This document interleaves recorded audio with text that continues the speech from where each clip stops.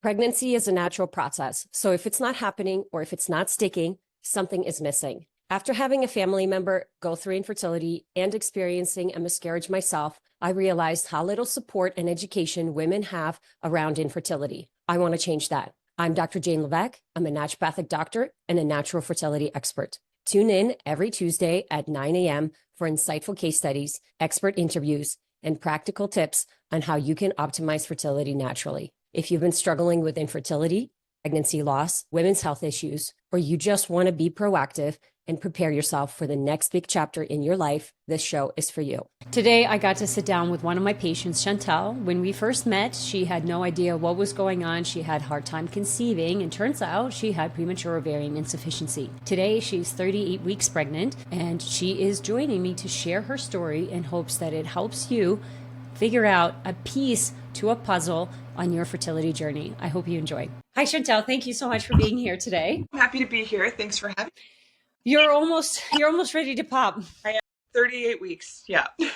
Yeah, it's exciting. It's very exciting. And thank you for being here. Like I was telling you off, I think this is probably one of the most valuable things that I can do for the community in the infertility space. It's very inspiring to see these stories and to hear it from the source itself. And I know, not everybody's willing to share their story. So I appreciate you being on here. Of course. And I'd love for you to just tell us, do you remember how we met? Let's start from the beginning. Scrolling, maybe I was looking at fertility. Infertility, I guess, would be things. And I think I just came across your profile and just started watching your videos, and I just aligned a lot with what you were saying. It made a lot of sense.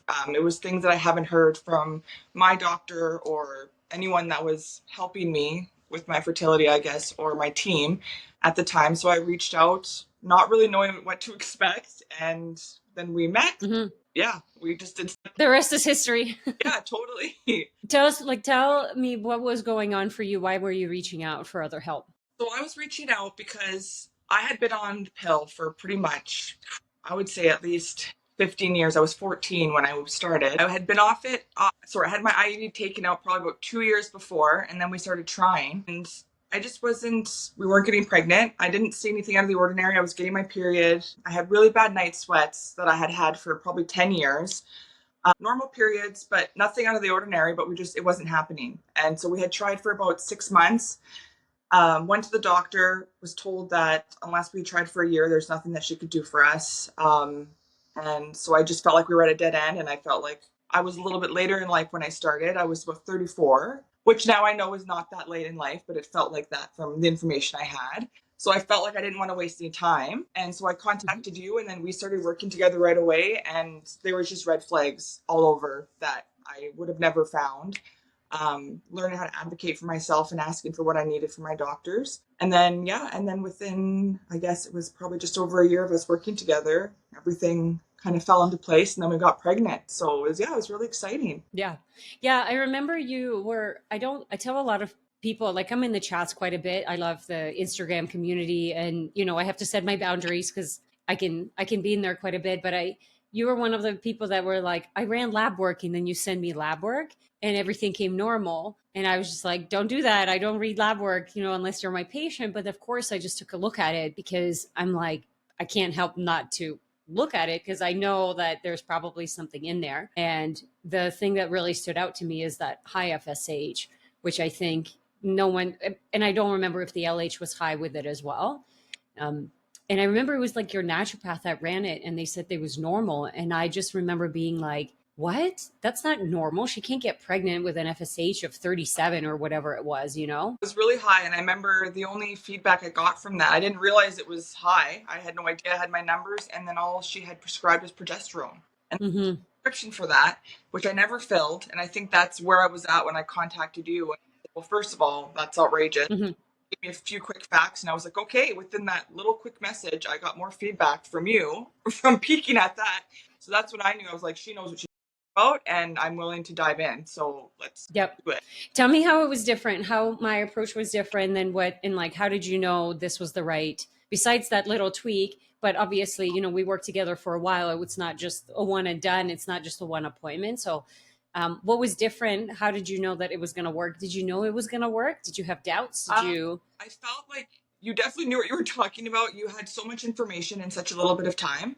And we didn't start with my fertility like like off the hop either. You started just with like lifestyle, like the little tweaks in our everyday lives. And then when we started making those, then everything else fell into place. My night sweats, I was astounded. I don't remember how long it was, but it wasn't long. And then my night sweats were gone. And I had struggled with that for 10 years and they were extreme. They were probably 20 nights of the month, every single night. I was almost given a prescription for menopausal women to get rid of it, and they don't even sell it in Canada. I was going to have to go to the US, and that's all my. There was no root cause, there was nothing. So, just within us starting to work together, we started with just very basic changes in my life, and then just in our lifestyle, our environment, little tweaks. And then, as those things started happening, everything else started to change. And what you said should be happening started to happen.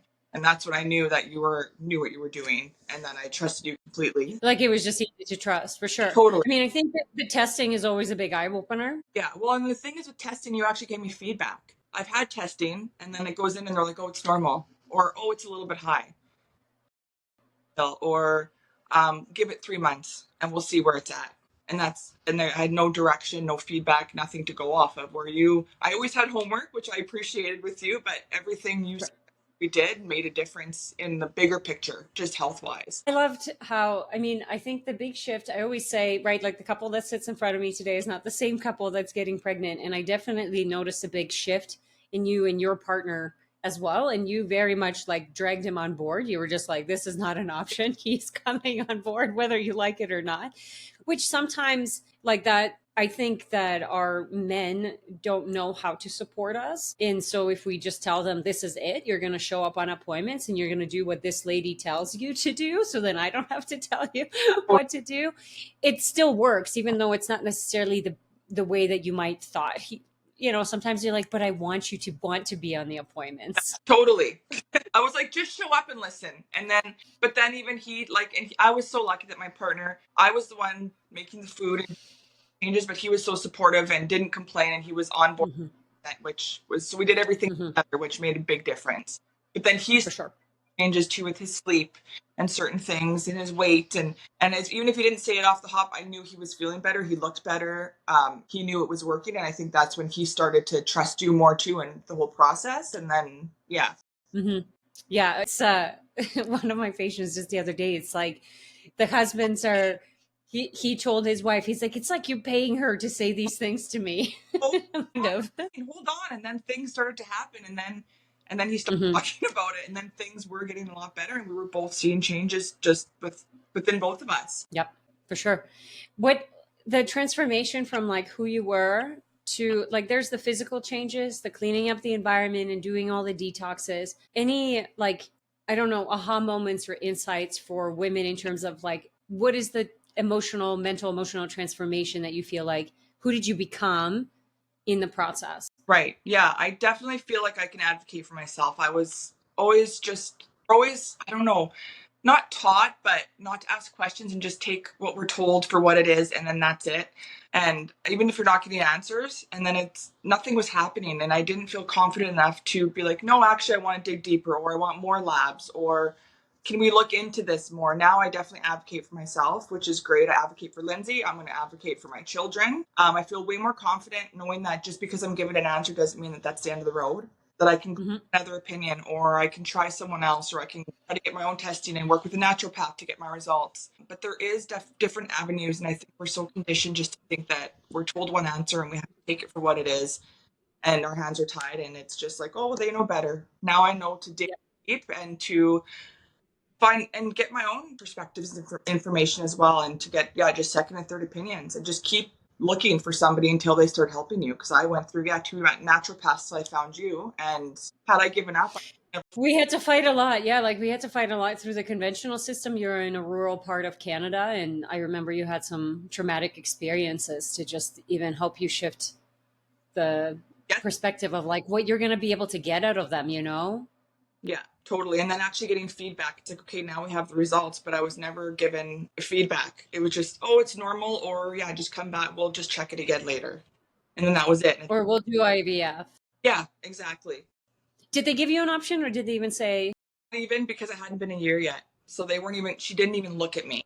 she didn't want to, like, there was not even a conversation she was willing to have about it. Like, until a year happened, like, Yep. yeah, there was nothing. Tell me, did you know it was going to happen naturally? Did you know that it was going to happen, period? Doubts, wanting to give up, all that jazz? Before you? No, while working together, because I mean, it still Yeah, took you like 13 months to get yeah, pregnant, so it's not a couple of months, and even yeah. though you're feeling better, We're very there's still. what to expect, and you did explain, and when you would explain why things take long and what stages and how you do it, and we start here and then after this is the next step, things were unfolding as you said they would. And so you were always very clear. You never guaranteed it, which I mean, there's no guarantees in anything, but you were very realistic with the positive changes you were seeing in our results. There was indicators along the way which were always positive, which was reassuring, but you were always very realistic also that this isn't going to this could take a very long time, given my history of being on the pill for as long as I was, the night sweats and things that I had for 10 plus years, that could take longer, and it did. But it's actually funny, and it's very cliche, everyone says when you stop trying is when it happens. So we were so exhausted from trying, and so for those 2 months we just both decided we're just going to take a break, and then we'll come back and try again. And it was within that month that we weren't going to try that it happened. Yeah, because you just kind of got tired of it. Yeah, and then we just couldn't believe it because we weren't even trying. That was the 1 month that we stopped.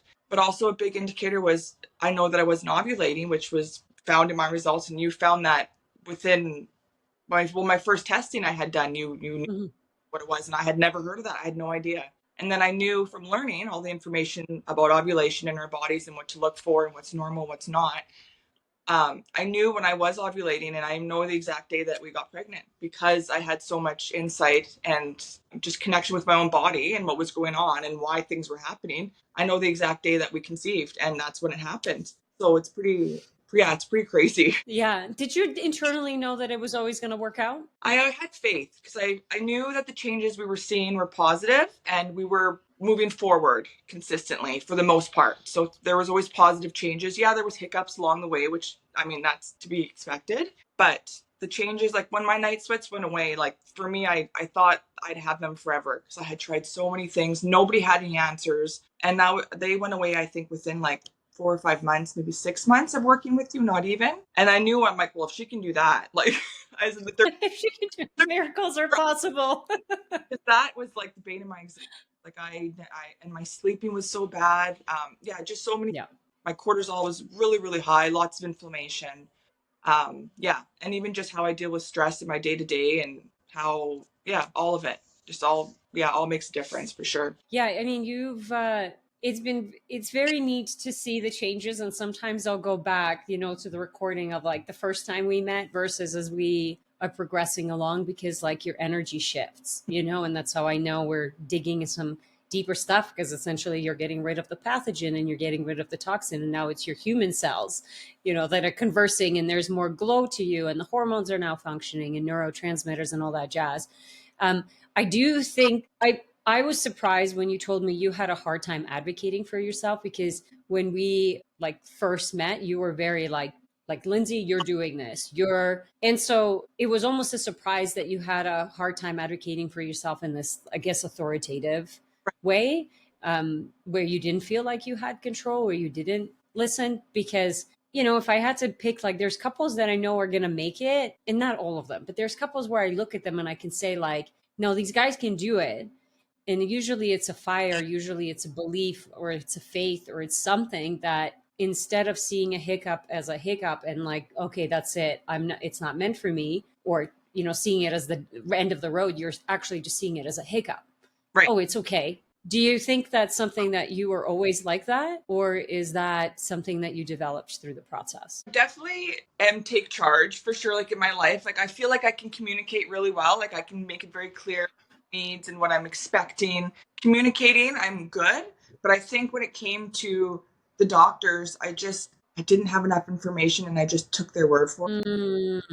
I just thought that I could, it's not that I can't trust them. I mean, I trust them, but I just thought I didn't know enough about it, and I was getting, It's okay if you don't, because it really depends on the doctor now. so like what to advocate for, where now I have so much more understanding. And when I see some things that's off, or I feel like it's off, like I can be like, no, like I want to look more into that, or let's find the root cause of that.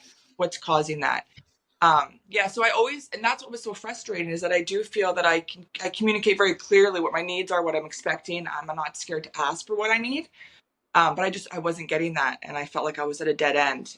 And just given that we had been trying for 6 months, and I just had a feeling that we weren't going to get anywhere, and nothing was changing. I still had my night sweats. I still wasn't sleeping well. I had lots of inflammation. All of those things were still happening, and I just didn't want to keep trying without any answers, and then just waste more time, because there was no goal. Yes, the goal was to get pregnant, but there was no steps to get Totally.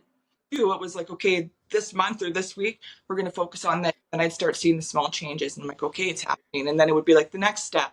And then it just all kind of came together. And I learned so much just about my own body, everything, our environment, all those things. And I think those made all like the little stepping stones to get where we were, and to know Sure. normal and what was not normal. Feeling wise, like being a 6 and being like, okay, like that's actually not great. When I felt like an 8 when we worked together, and I'm like, I can feel better. And that's what I want to aim for now. So then you make those small changes. Yeah, and that's your new standard. I think that's one of the reasons we got along so well, because I'm that personality as well. It's like, well, if I haven't figured this out for 10 years, like my hot flashes or whatever, what makes me feel that I'm going to figure it out in the next 6 months? Do you know what I mean? I'm very much, if I have a problem and I haven't been able to solve it for even a year or 6 months, I'm like, I need someone, I need another perspective. I'm in the hamster wheel. Totally. And it's so much harder when you're in it to step out and go, well, that's not right. You should stop doing that. It's always harder to reflect on yourself. Yeah. And I knew that I was willing. I'm very much a person that is willing to do the work also. So I knew that I was like, whatever she's going to tell us to do, like I'm doing it, and you're doing it. You're doing it too. And that's my personality. So I was like, whatever she says, it might be really hard. And there were some stages where it was like, oh man, there were some really big changes. But then when you start to feel better and you see the outcome, it's like, okay, it's working, it's worth it. Mm-hmm. And we're still not perfect, but we've made changes. But yeah, I'm always willing. Like, it's something that I wanted bad enough that I was willing to do whatever you put out for us to do. Yep. Tell me, because we've talked about some of the changes and you kind of touched upon like environment and this. Are there like 3 or 4 or 5 things that stand out that you're like, this made a big change? And whatever it is, whether it's filtering the water or taking parasite cleanse, whatever, but like in your opinion, what were the 3 to 5 things that were like really big needle movers for you and Lindsay? I'd say definitely like eating more vegetables and fiber. Like, not that was ever an issue for us, but we just weren't hitting as much as like I was. When you told us how it makes me so happy when you say that. I'm like, it is. It's so simple, but it's just eating more vegetables and the right kind of vegetables. I mean, this much every meal, I'm like, holy shit, like that. Like, we have vegetables, but not in that amount or the type. Like, our meal planning has changed. We still eat a lot of the same things we ate pretty well before, but now I'm more mindful of that with more fiber and veggies. I think our water as well, that was a big one. Mm-hmm. Now that we have reverse osmosis, if I taste anything that's not like distilled or that, like I can smell it, I swear. Like, now that I'm pregnant. Like, no, me too. It's crazy. That was not. But didn't you also, I remember like your city released a paper on water that there's like known carcinogens in the water now. And I'm like, that's been there for decades. I'm glad you guys are now releasing that. And they released it like 6 months after you got the reverse osmosis or something. Yeah. I just remember the timing. I had that, and it's happened to a couple in Ohio as well, yeah, where it was like, same as it is now. And I still know people, and I'm like trying to explain to people, like, you can little machine, like it's just under your sink, it's reverse. I was like, I'll give her the information, because I really feel that has made all the difference too. It's huge. Water, we're 70% water, 60-70% water. It's important. That was an easy fix for that. Like, now we have that. So that was good, and that was one of the easy ones. I'm trying to think now. There were so many little things now, but now we're just kind of used to it. I know my sleep, like once my night sweats went away, my sleep was so much better. The night sweat was huge for me. Like, I'm like, I was like, she can do anything. What I know, but like, was it, because we talked about exercise routine. I remember that was a big component for you. That was a big shift. Yeah. Talk about that. And then there's a couple, like the detox, parasite cleansing. Yes. I think those were also big shifts for you from what I remember. Yes. And I know working out, and I'm still kind of the same. I'm much better, but I remember you had said, what if you had to take 2 weeks off from working out? And you started crying? I had lost, well, I was heavier most of my life, and I had lost a lot of weight, and that was such a big part of my life, and it still is. But it wasn't a healthy relationship. Yeah, I always felt like if I didn't get something in every day, if I wasn't at the gym, like it would haunt me. I couldn't sleep, I couldn't relax. It like, and so and I never did stop for the 2 weeks, but as soon as you said that and I saw my reaction, it triggered something. I was like, okay, that is very unhealthy. There's something there that I have to look into. And then I did take a step back. I had a few more rest days, and there was a period where it was hard, but I got used to it. And then I started noticing that my body felt better. My cortisol wasn't so high. I was able to stay in bed longer because I wasn't like, well, I'm awake, I'm going to go work out now. Where now I'm like, oh, I could probably lay here for another hour. And a lot of the times I would fall asleep. My body needed it.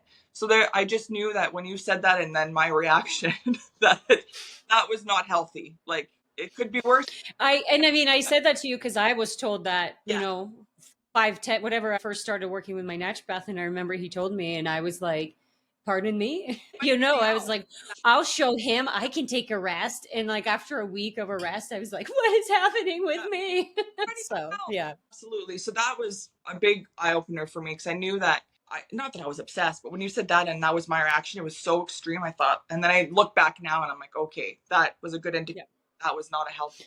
The intention behind the exercise really matters. And I think, like, for me, I was punishing myself, it was like, oh, because I ate this, then I need to do that. And it became this. And then there's another part of me when I was lonely. I remember that's just how I would go and feel not lonely and go to the gym. But then it was like 6-7 days a week, I would be breaking down my body just so I could be around people. And I was like, oh, I need to sort some things out, So it always triggers something, but you can do the same exercise with different intention, and how your body responds will be different. So it's powerful. Well, just letting your body rest. Like, I needed it.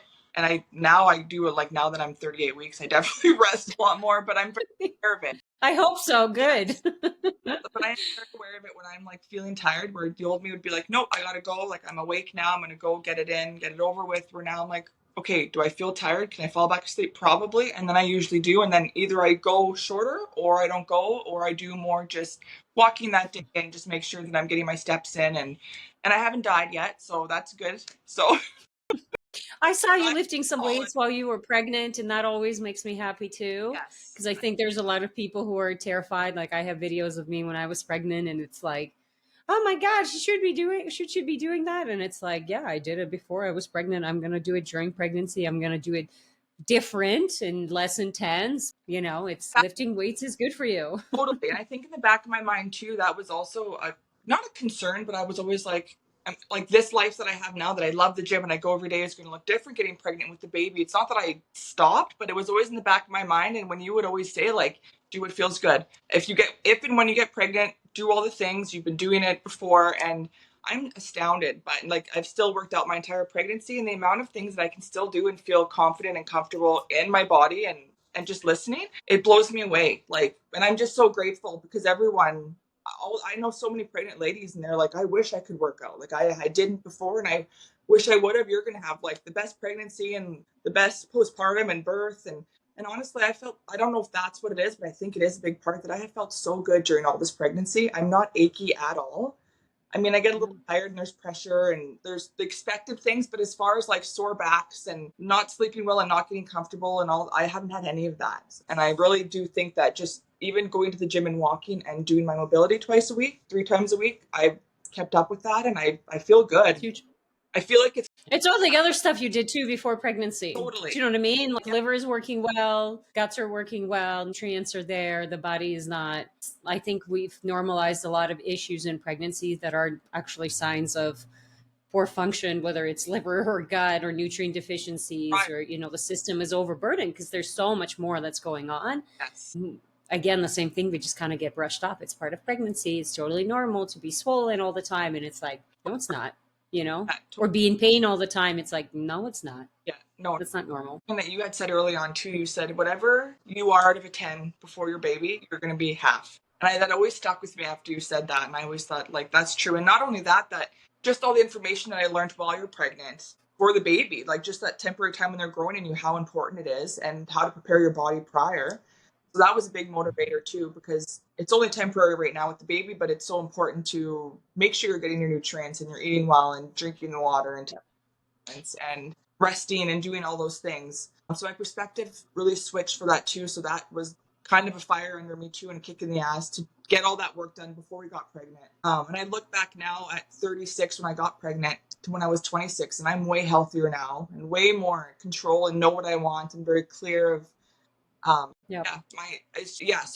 I'm so grateful for that, because I think that I was older, that's what I thought I was, but I'm in a way better place than I was 10 years ago, that I'm so grateful now that I can make the decision prior to not it at 26 or whenever, when I was younger. Yeah. I don't know if I was always an old soul, but when somebody was like, oh, I wish I was 20, I'm like, I don't. Like, I think I really don't. Like, I just remember being a mess and not knowing what I want and being like so many things. Whereas now I'm like, I love the 30s and I hear 40s are great.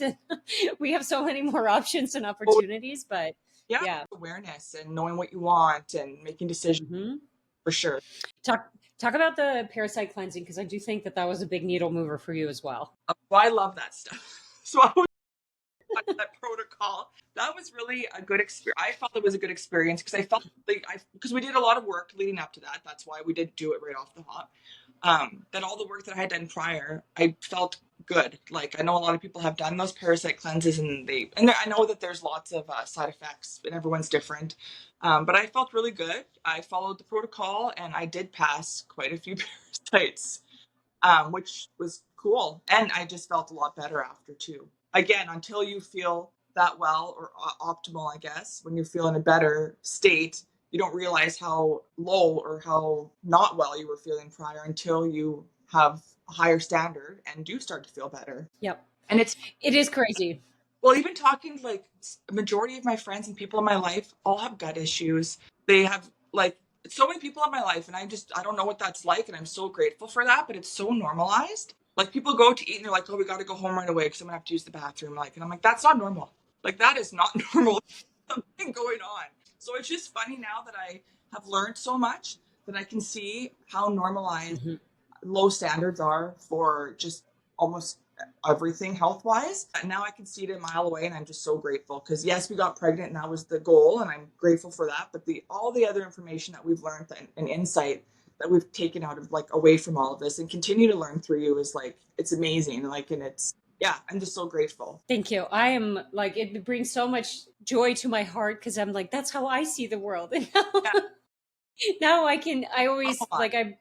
when I coached gymnastics and I had, like 6-year-olds go on the floor to compete. And I'm like, listen, you're not like 6-year-old boys, they're just bouncing off the walls. And I'm like, you're not just representing yourself, you're representing me. So you might not want to point your toes and blah, blah, blah. But when you're on that floor, just know that it's me you're representing, and I need you to do that. And they would, like, take that as I'm not just going and, like, I'm representing my club, I'm representing my coach. Yeah. And now with my fertility clients, I'm like, hey, you're representing me out there in the world. So when your baby comes out, like, and everybody at the hospital or midwives, wherever you end up having your birth, goes, oh my God, this is the healthiest baby I've seen in the longest time. You go, yeah, I did it, and, like, take credit for that, because I just, like, every single one of my patients so far, when they message me and they're like, everybody was so, like, in awe of how healthy this baby looked. And I'm like, well, you've done a lot of work and you're taking a lot of supplements and you're doing a lot of stuff. Like, it pays off, and, enjoy that, because it's, you earned it, it wasn't given. Yeah. And I think we've taken health for granted, 100%.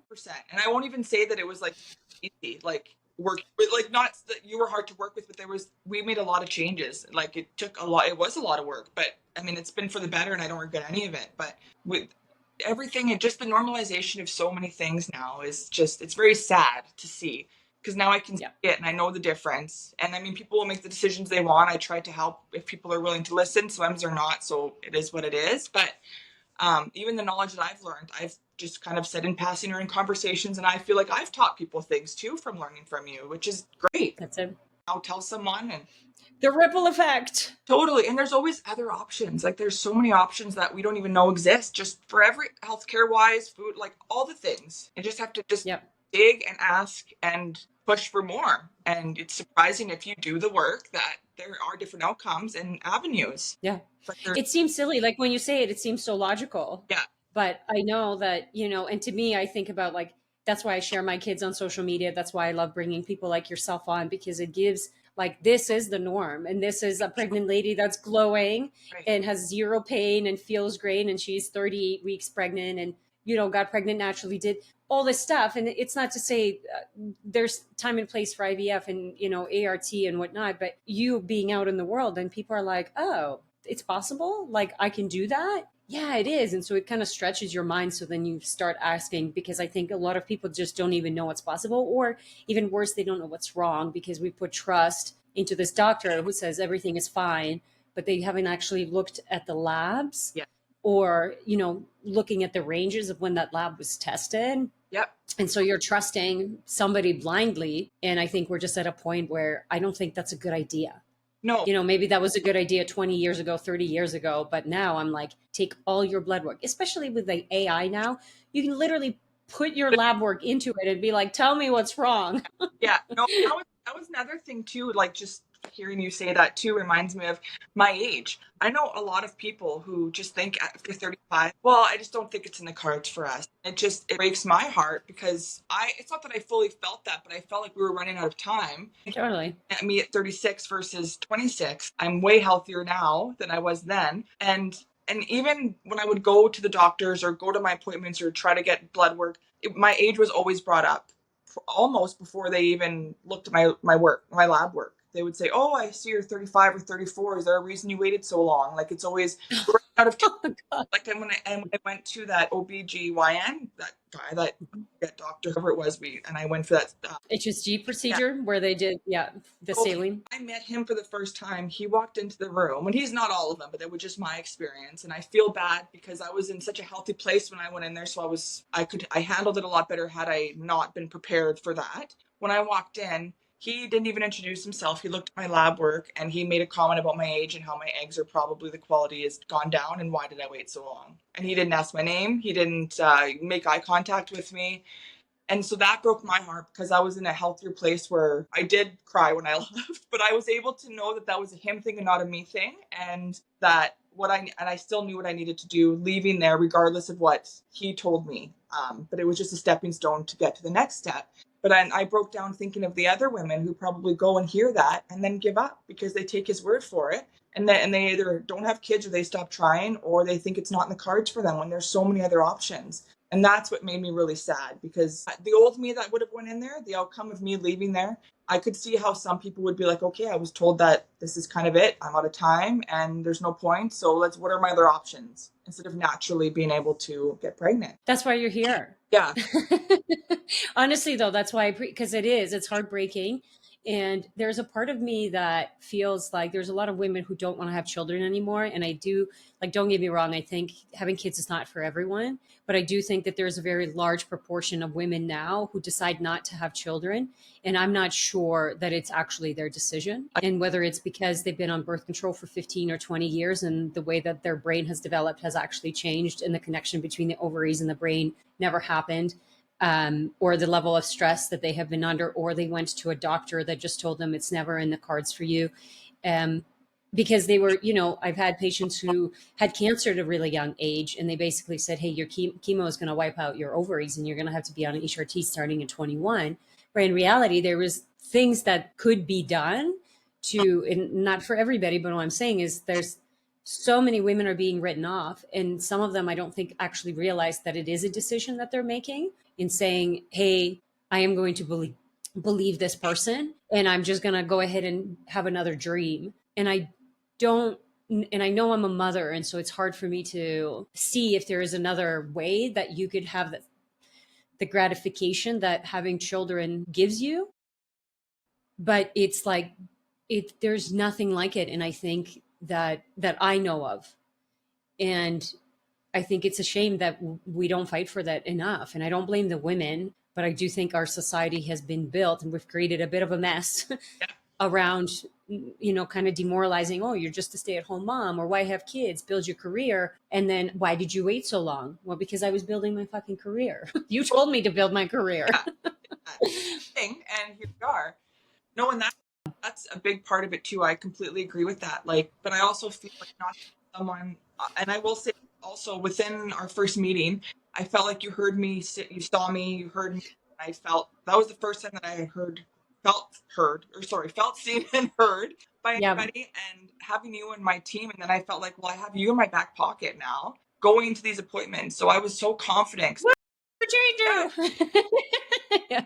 I could go back and tell her, and then she'll tell me how to handle that. So I feel like I learned through that. So now I can kind of advocate and kind of know how to get through those steps with you as well, but on my own, just in the moment.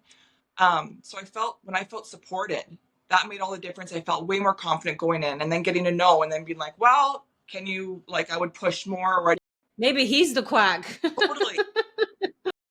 I get called that all the time. Yeah, I do too. If I had support with somebody that I trusted, and felt supported by, that I would have had the confidence to push more. And I think that was a big part of it too. And a lot of people don't have that support. Support is power. Knowledge is power. I think I do think people really underestimate that. Totally. But yeah, it's huge. Yeah. Tell us about the pregnancy. So pregnancy has been good. So yeah, I've been feeling really, really good. I keep saying how fast it's going. So everyone keeps telling me, well, you must be feeling good.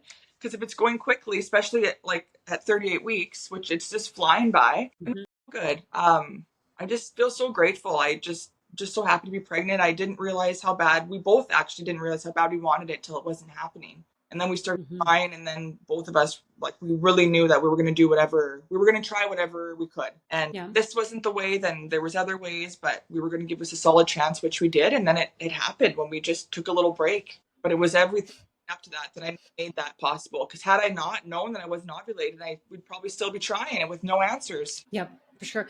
But I think that's really important. It's as heartbreaking as it is, and this is where I try to position it, because when I see results like yours and being like, she isn't going into menopause, like she's trying to get pregnant, like, how do I break this news to her? And I think it's very heartbreaking to hear that. And what you did really well is go, okay, is there anything I can do though? Because I'm never going to present you with a problem without presenting you with a solution. And then it's like, hey, you weren't aware that you had this giant problem. And there's solutions that are possible, but you're going to have to do a lot if you want to make this happen, And so it's pairing it with that. It's tough, but if you're willing to do it, I'm such a believer in the human body. And I think, like going through my own motherhood journey and realizing so many things that I wish, like the fact that you're sitting here and telling me that your first pregnancy is going amazing and you're so grateful and everything is going really smoothly makes me so happy, because it's like, that's not the experience for most women in their first pregnancy. That was definitely not my experience.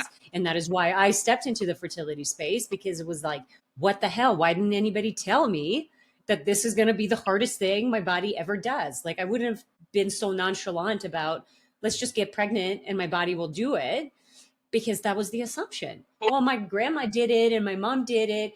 And then I talked to my grandma and it's like, oh, my grandma had a pregnancy loss at 13 weeks that she never taught. Like, that's why my mom is the only child.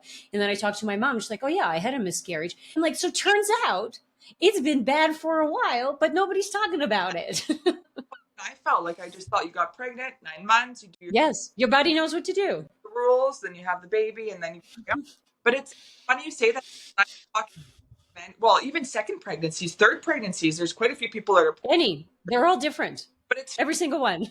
When I talk to, I almost feel bad when I say how good I feel, because every pregnant person, I swear, is complaining, and I'm not judging, but I'm just so much more grateful after those conversations where I'm like, I don't know what that's like. Like, I feel great. I love being pregnant.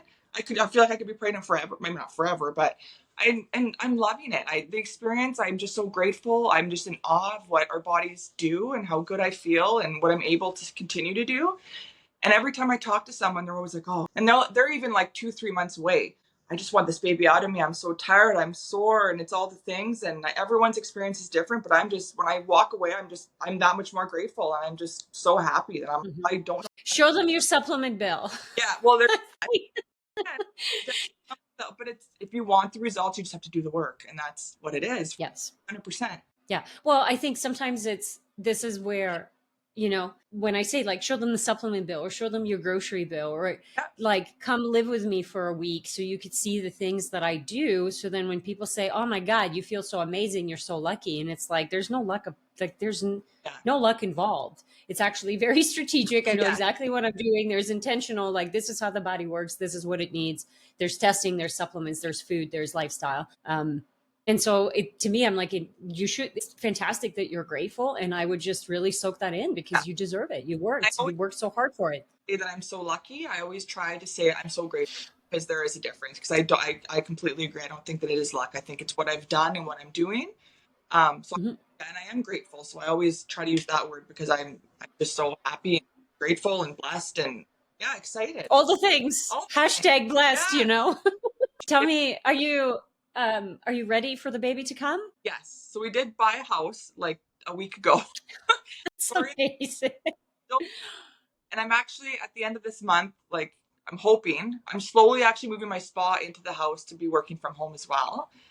Great. So so we have that coming up next. I have about a week and a half left at work. I work for myself, so I'm really lucky that I'm only working half days. I can make that all work. And then once I'm going to work from home, I'll go back very part-time. But it'll be nice that I'll be here. So I'll have a lot of flexibility. So so lots. And then we have to sell our other house. So there's lots happening, but they're all the good things, all the things we want. So again, I'm really careful I don't want to have a pity party at 38 weeks moving. I'm just so grateful again that all of our dreams are coming true. And it's all nursery now. We weren't going to have one before. Now we have one. It's all ready. So I'm just, all the good things that we've ever wanted are happening for us. So we're just feeling really, really grateful. That's it. Baby makes you make decisions very quickly. Yes. Yeah. I find like I made a lot of decisions when I was like, I don't mind doing this work. And it's like, no, I hate it. I'm never coming back to this clinic. Like it was literally, I don't mind it. I got pregnant and within that 6 weeks, I'm like, I got to get out. Like, I know what I need to do. I know how I need to set up my house. I know how I need to set up. And it's just that maternal instinct. I don't know if you just have the confidence to finally say the things that you were feeling, right? Too, when you start to see the bigger picture and what you want on it. And what's actually important. Totally. Like even poor Lindsay too. He's also a carpenter, so he's done a ton of work to the house. He's working really hard, and I'm so grateful. He's done so much. Like we wouldn't be where we are without him at all. And it's funny because my nesting is so strong, but then we're also moving, so we're purging. So yesterday I asked him to carry a box for me. Poor Lindsay, we were 2 hours. We cleared out all 8 totes, got everything done. And so I'm purging like crazy. We had a storage unit. I can't believe what we've held on to for 8 years. And we paid so much to keep it. And I looked at it and it's all shit. Like it's all stuff I know. And then I'm thinking of the baby and I'm like, and then there's going to be so much more. So we have just been purging. So my nesting has really come in handy for moving actually, because I'm getting tons done, which is good. I know. Yeah. You're making room for baby physically and then, mentally, emotionally. And I do find some couples like you need to start making that room for baby before the baby comes. Totally. And for some people, I mean, there's always a layer when you're pregnant. Because you're just like, I need to set up the room and I need to get rid of this. And, I don't know what my schedule is going to be like once I give birth or how I'm going to be. So, so that's actually worked in my favor, the nesting, because I'm getting lots done. Purging, like we got rid of so much stuff. I'm so happy. I probably wouldn't have got rid of half of it had this not happened. So it's great. That is good. Yeah, that's it. Holding on to shit. It's like, we have so much stuff. I hate it. And it's always like, stop buying things. Stop. Enough. There's enough stuff, enough plastic in the world. I want less. Totally. I was going to have a garage sale and then I couldn't sleep one night and I started just putting things in a donation pile. And then it just all ended up there and I was like, perfect. Move it out. And it was done. Good. Tell me any advice that you have as we kind of wrap this up, any advice that you have for women listening? Say if you're not. We're struggling with infertility. We're thinking about preparing, Like if you don't feel like you have someone supporting you or feeling heard, seen, all the things, then keep looking because you will find it. And I feel like once you have the support and have guidance that you can make the changes needed. And there are lots of options. Maybe they weren't for me, but there's IVF, like you said, IUI, there's tons of options, but finding someone who sees you and hears you, for me, was the biggest thing that I just felt like that gave me so much hope. Where before I would walk in and I was just a number and I was just another patient. And I just everyone was blasé. Like there were just no one invested that wanted to get me to the root of anything as much as I did. And until I met you, you wanted it as much, if not more than I did. But Sometimes I'm like, I feel like I have to believe in my couples more, especially if they've been struggling for a really long time. I'm like, I am going to be the beacon of light for you because, like, who else, if not me? and so I just give up hope when they go to those appointments and get the news that I got that, oh, it's going to be too late, or you shouldn't have waited so long, or keep Or shaming you. God, that's terrible. Like, I'm not laughing, but I'm like, how is that possible? Like, how is that possible?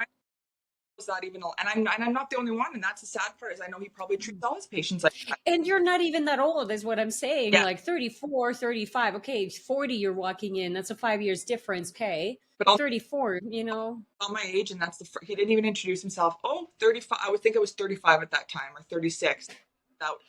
That's what he started with. And I just know that there's so many other women in that situation that it happens to, and they give up because they don't think that there is more options. And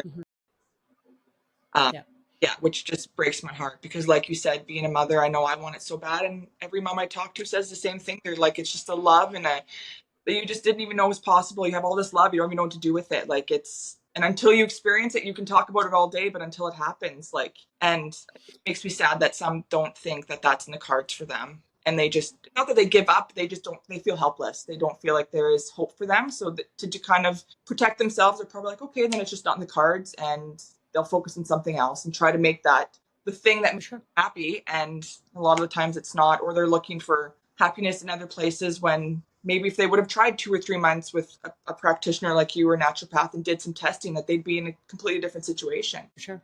Yeah. I've said this a couple of times because I got off, I had a podcast with my mentor, Dr. Leah Hitchman, and she's been treating patients for basically 30 years, but like as a naturopath, probably 25, 26. And I'm like, I know you've seen some magic, like tell me about the magic and why do some people experience the magic while others don't? And I mean, she sees cases where I think the oldest case she helped was 55.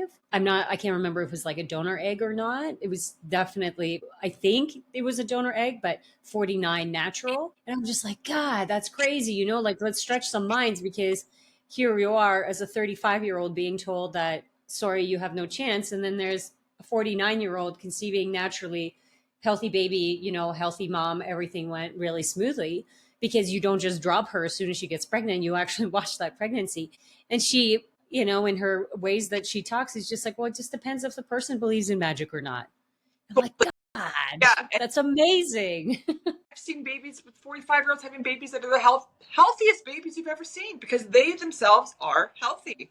Yeah, you have a lot more resources and you've taken a lot more time and all that stuff versus sometimes, at 26, maybe the egg quality is on your side, but oh, I don't remember when I drank last, or did I take my prenatal, or I was prioritizing then. I wasn't prioritizing then what I am now, for sure, in my life. So I'm at a place where I'm so much more grateful, and even making decisions, even as a mom going forward, will be how I raise my children, decisions that I make, all that stuff. It's all, I look back. Well, you're already making them. Yeah. You're already making, hey, I want to work from home because, hey, if a patient cancels or your client cancels, guess what? You can go have lunch with your baby. Really. And I can be here, the baby's sleeping, baby wakes up, hold on, I'll be right back. Go grab the baby.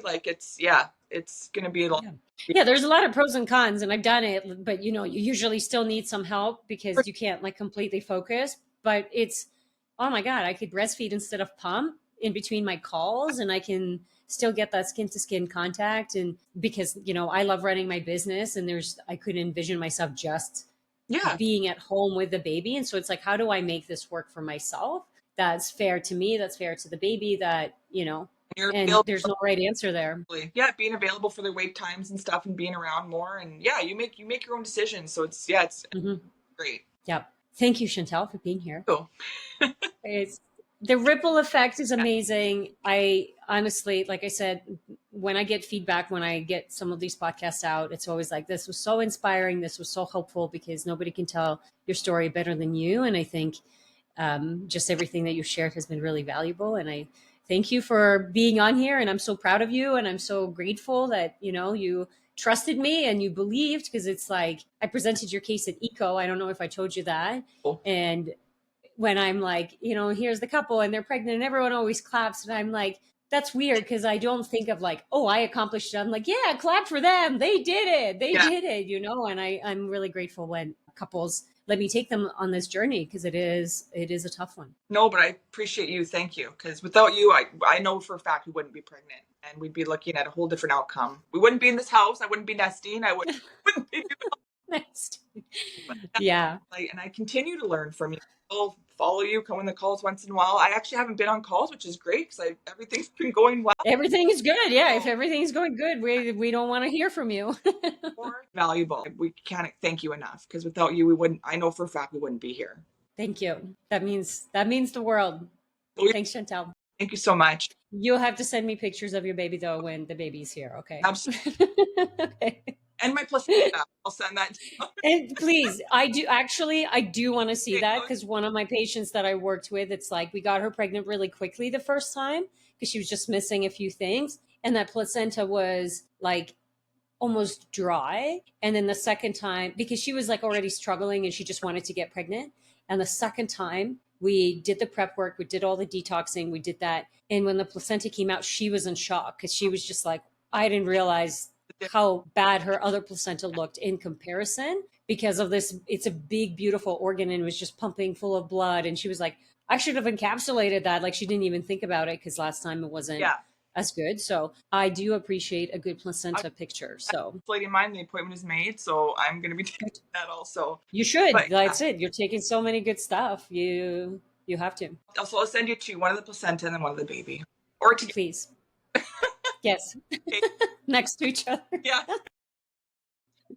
No, thanks so much, Chantal. Thank you so much for listening. To read the full show notes of this episode, including summary, timestamps, guest quotes, and any resources that were mentioned on the episode, visit www.drjanelevesque.com/podcast. And if you're getting value from these episodes, I'd love it if you took 2 minutes to share it with a friend, rate, and leave me a review at www.ratethispodcast.com/Dr. Jane. The reviews will help with the discoverability of the show. And who knows, I might share your review on my next episode. Thank you so much for tuning in, and let's make your fertility journey your healing journey.